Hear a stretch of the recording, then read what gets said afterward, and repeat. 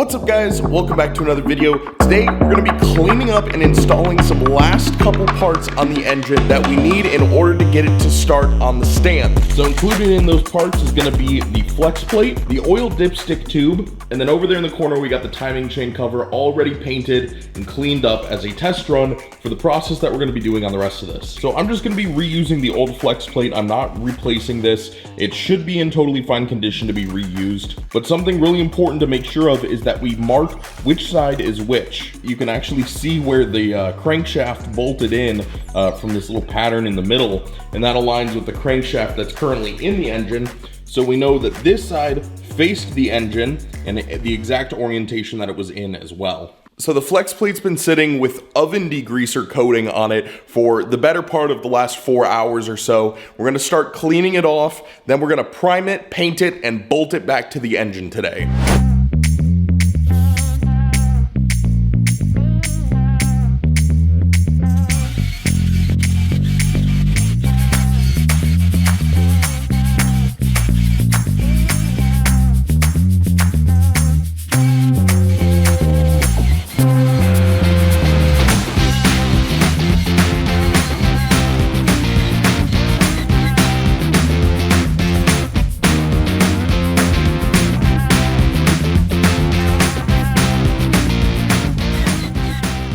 Alright, so now that we've gotten pretty much all of the old grease off of here, we're gonna prime it up and paint it black to match with the rest of the engine.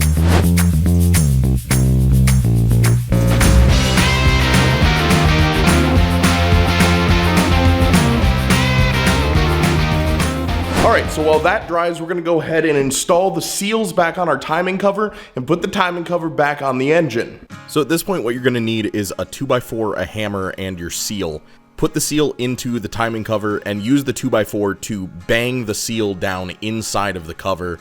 And by using the 2x4, it applies pretty even pressure across the whole thing, so you'll get it to go in fairly straight this way. Then once you have the seal most of the way in, you're going to find an appropriately sized socket and use it to precisely pound the rest of it in, moving in a circular motion around the edge of it until it is totally flush. And there it is. That's the installed timing seal. So now that you have the seals in on your timing cover, you're going to need the rest of the parts to put the timing chain on. For this, you're going to need the obvious timing chain cover seal, the oil pan seal that connects to the timing cover, and all of the bolts that go with it. Now over here on the engine, the seal connects the same way that the cover does, which is through these two little pins that are on either side of the timing cover, and those just kind of hold everything together here. So the oil pan seal just kind of hooks up inside of the timing chain cover like this. And then what you're going to want to do is put a little bit of RTV on the 2 feet here, and that's what actually seals it to the rest of the oil pan seal that's in there and stops any oil from leaking out. So now it's time to actually install it. We're going to put our seal on first, and we're going to make sure that the oil pan seal and the timing cover go in smoothly and connect with the oil pan seal that's already in there. And then once everything is connected through those little alignment pins, you're just going to bolt everything down and you're going to torque it down in the normal crisscross star pattern. There's not really a specific torque pattern for this one, but obviously start from inside, go out, and you'll have it tightened down with no leaks. And there we go. That's the timing chain cover successfully installed on the 350. All right, it's the next day, and look at this flex plate. Look how clean and good this thing is looking. Absolutely awesome. I'm gonna be super excited to get this back on the engine, but before we put it back on the engine, we need to get the engine off of the stand here, because if you look down in there where the flex plate mounts to the crankshaft, there's a bunch of bolts in the way here. So what I'm thinking is I'm gonna take the engine off the stand. I'm gonna put it back on my hoist over there.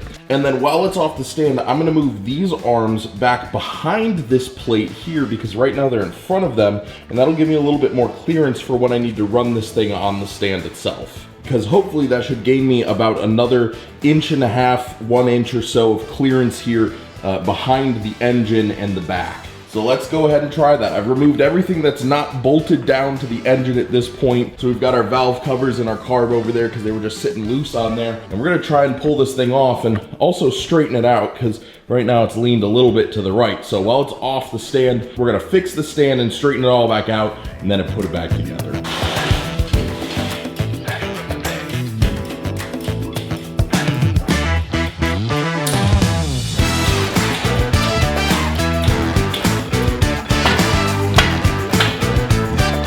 All right, so we got the engine hoisted up. It is just hanging out back here with me.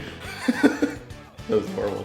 Next, we have to bolt on the flex plate to the crankshaft back there. And to give a little insight into how little I actually knew about engines when I first took this thing apart, all of the bolts for the flex plate were in a bag labeled transmission gear.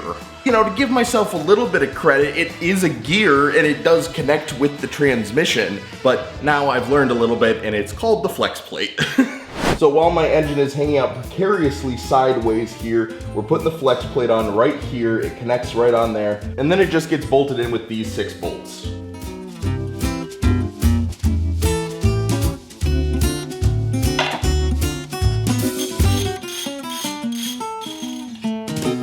All right, now that the flex plate is snugged down, we gotta torque it to spec, which is 65 foot-pounds.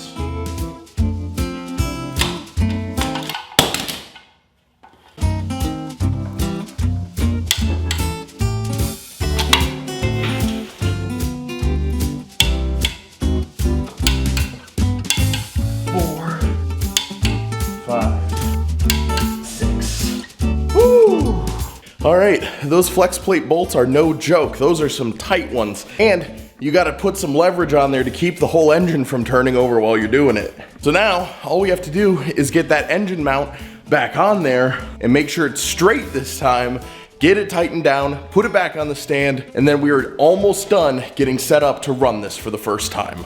All right, so after some small modification with the engine stand, and by small modification I mean adding about 1/2 inch of lock washers here, I now should have enough space to lock this in without it catching on the flywheel.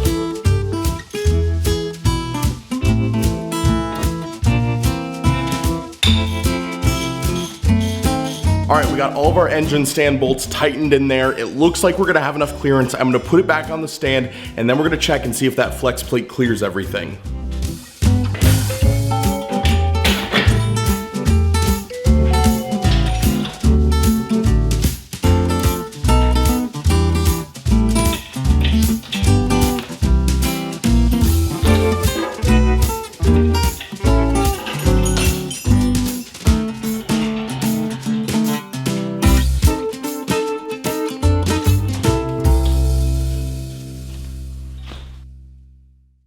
All right guys, that's it. The flex plate is on. We're back on the engine stand, and look through here. That is like maybe a 1/4 inch or less, maybe an 1/8 of an inch gap between the flex plate and the bolts on the engine stand. But it does clear, it will work. We got the flex plate locked in.